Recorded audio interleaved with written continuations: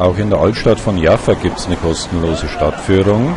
Die beginnt jeden Tag um 10 Uhr in der Früh am Uhrenturm am Eingang der Altstadt Jaffa. Auch hier erkennt er die Reiseleiter und Tourguides an den grellroten T-Shirts. Die Tour ist, wie gesagt, kostenlos. Es wird ein Trinkgeld erwartet in der Höhe von 10 Euro. 10 bis 12 Euro steht in der Broschüre. Und den Guide, den wir hatten, den werdet ihr gleich sehen. Unglaublich, der war sein Geld wirklich wert. My name is Yariv. I'm carrying a sign with me, Yariv. I'll say the third time, Yariv. Why am I saying it so many times? I'm very aware it's a difficult name and you cannot remember it by the end of the tour. It's such a difficult name. My mother-in-law couldn't remember it for 2 years. I was hoping it'll be 3 years, but she sort of caught on. Now, this ticket I'm carrying on myself is saying that I'm an official tour guide of Israel. It means that I went to a university for 2 years and I was tested by the state to be a tour guide. I have a master in computer science. This is way, way harder to get in this country. It also means that I know what I'm talking about, regardless of what my wife has to say about it, of course. We're going to be doing about 2.5 hours in Jaffa. It depends on how many questions you have and how fast you walk in.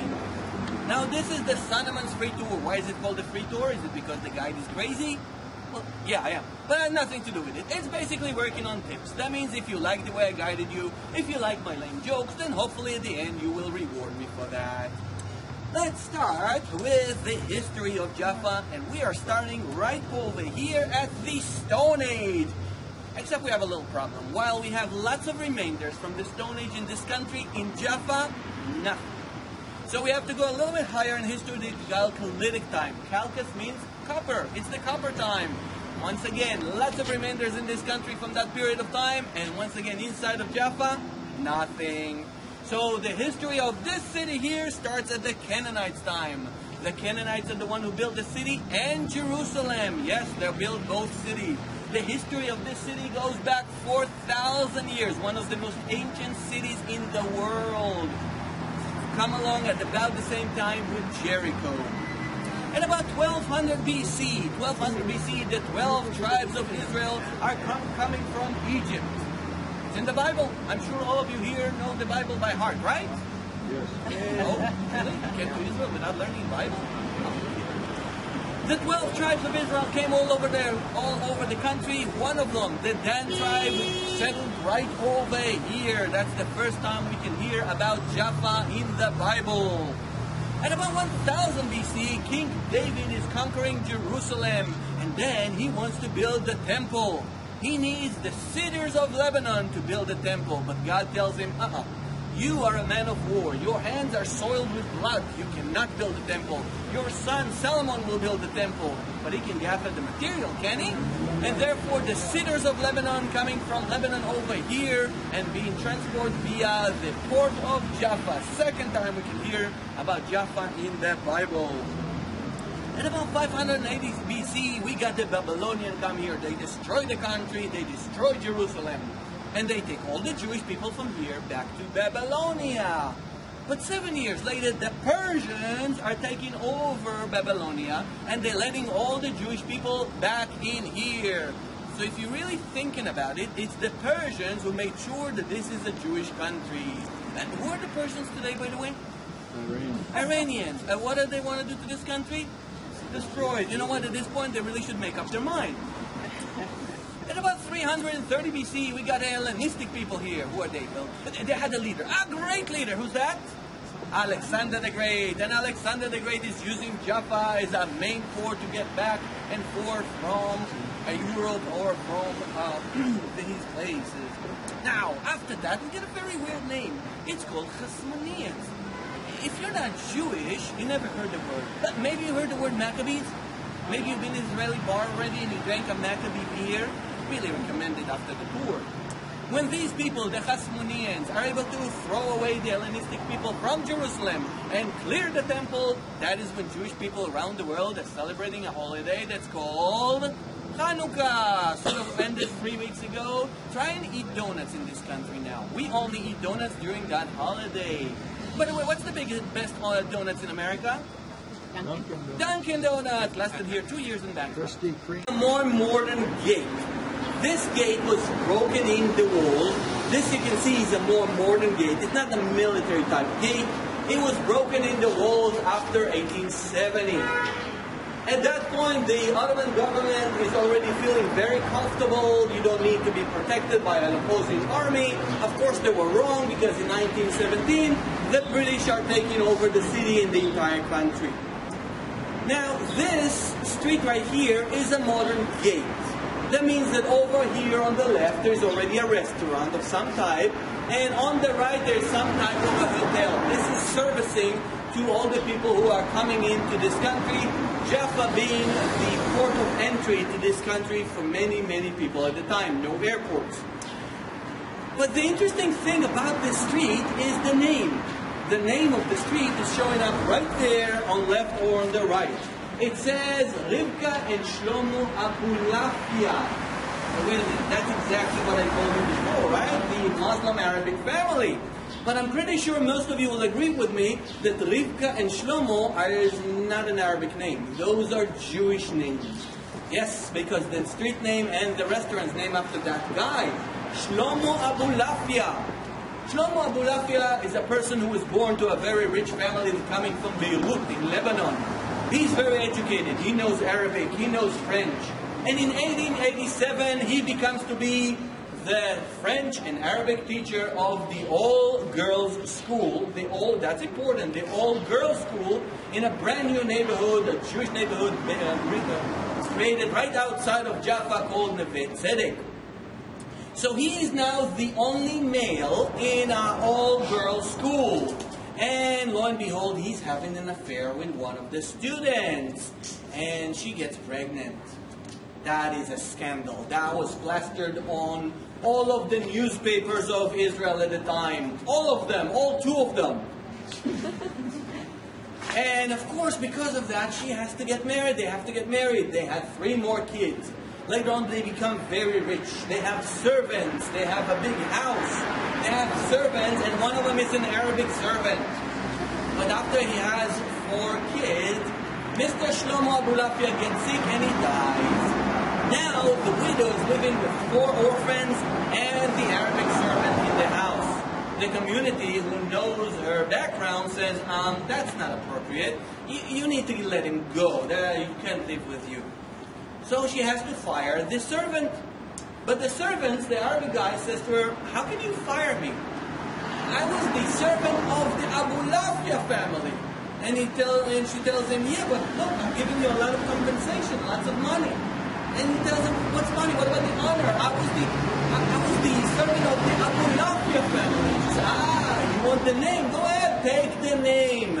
He takes the name and he opens that bakery, and therefore the most prominent Arabic Muslim family in Jaffa has a Jewish name to them. A name that was created by an artist named Ran Morin. He put it there in 1993. The tree is a representation of the Jewish people. How is it representing that? Well, in the year 135, the Jewish people were deported out of this country by the Romans, and then they are now all over the world without roots. Roots being, of course, this land right here.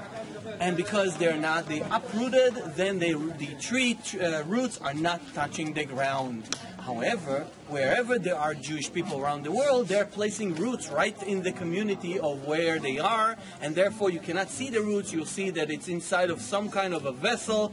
Those represents the diaspora. Those are the countries the Jewish people are inside. Picture.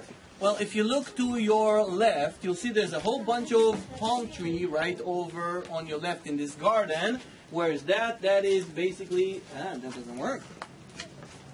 That is basically right over here. This area right over here, this is where we are right now. We are sort of closer to this spot between these 2 houses. This is where we are right now. This entire beautiful city that you're seeing over there, entire big city, that is Tel Aviv. If you saw that prior to 1909, what you would see there is sand, nothing else, just sand. Everything was built here in 100 years. This big neighborhood that you're seeing over here is called Ajami. Some of you may actually pronounce this by the name of Ajami. Maybe you've seen a few years ago a movie that almost won the Oscar called Ajami. This is a crime neighborhood. It's an old neighborhood. After the state, it became to be a crime neighborhood. It was about 100% Muslims and 100% Arabs. However, there was a law change a few years ago in Israel that says you are not allowed to build anything 300 meters or 300 yards from the shoreline, from the actual water. And therefore, suddenly, all the houses that are near the water are becoming expensive because you're not allowed to build, but you're allowed to take an older building and you're allowed to renovate it and make it larger. And suddenly these houses that could be a few $100,000 are now being renovated, and they're about $1 million each. Over here, this building, this huge building here, this is hangar number 1. We are going to end our tour over there in hangar number 1, where you're going to find bathrooms, coffee, restaurants, and so on. This is number 2 and number 3. They're never renovated, and they're still very dilapidated and dangerous to go in. This is the port of Jaffa, right over here. This is the port that was used for shipment for 4,000 years now. However, big boats never docked inside of Jaffa, never. The reason is, if you're looking around it, you'll see a whole bunch of foam.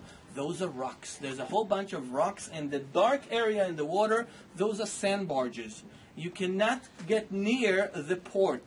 So big boats always docked somewhere here in the water and with an anchor, and then these little boats would come back and forth from the shore to the boat, transferring people and merchandise.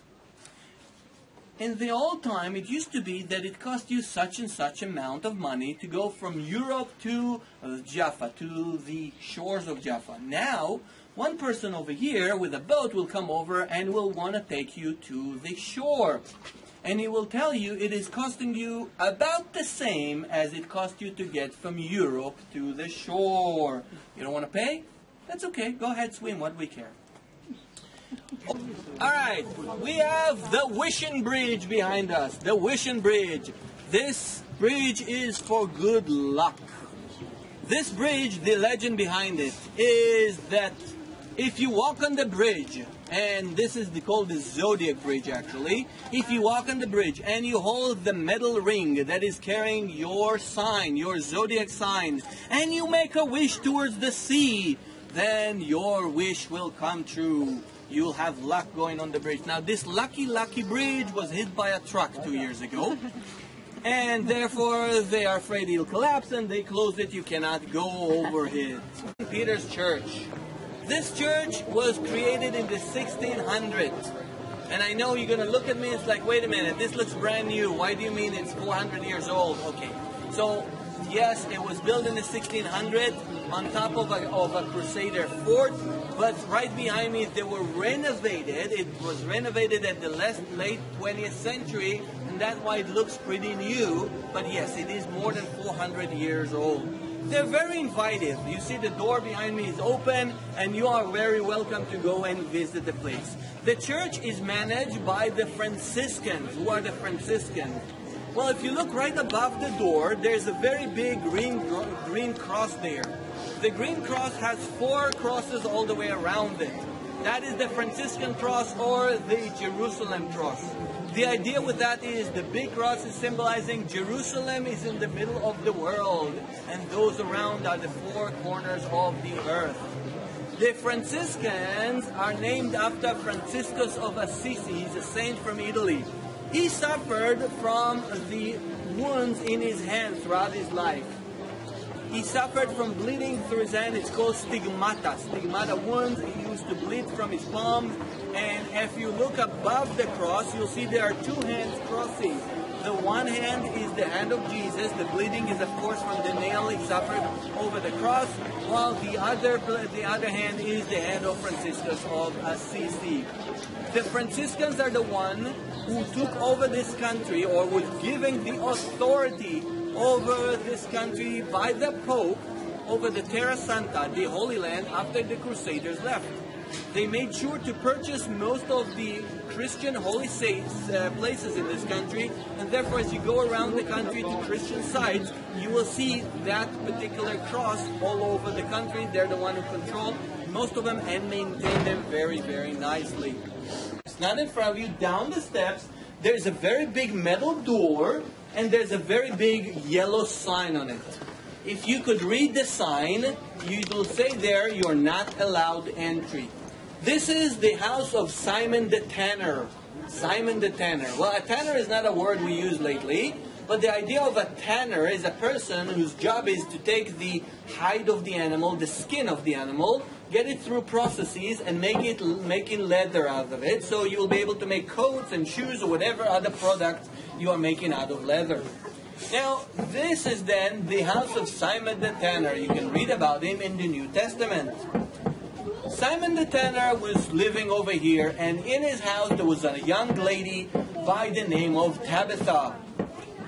Tabitha at some point got sick and she died. Simon knows that Peter is somewhere over here. Peter is known to be the one who's taken the movement after the rising to the sky or the death of Jesus. He knows that Jesus was able to bring back to life people. And he's hoping that maybe Peter now is able to do the same thing. So he knows Peter is somewhere around here. They invite Peter over to bring Tabitha back to life. And yes, Peter is able to bring Tabitha back to life over here. Now apparently bringing somebody to life is very tiring, and therefore now Peter is going to sleep and need dreams. And in his dream there is an angel who is bringing him a tray full of food. None of them is kosher. Now Peter is Jewish. He eats only kosher food. Jesus was Jewish. There's no Christianity. It didn't exist at the time. So Peter is very, very weird. We're very worried about it, and tells the angel, why would you give me a tray full of non-kosher foods or animals? I only eat kosher. And the angel is telling him, who are you to say that something is not good to eat if God created that creature? Peter is very, very confused. He's baffling about the whole affair. But before he understands what's going on, he wakes up. And before he gets to think about it, there's a knock on the door. A messenger is coming from Caesarea. A messenger was sent by Cornelius. Cornelius is a centurion. That means he's a commander of 100 Roman soldiers. He's sending a messenger to bring Peter to Caesarea to teach him about the teaching of Jesus. Well, Peter is telling him, I can go with you, but I can't tell him about the teaching of Jesus. That is meant only for Jewish people. But he goes anyhow.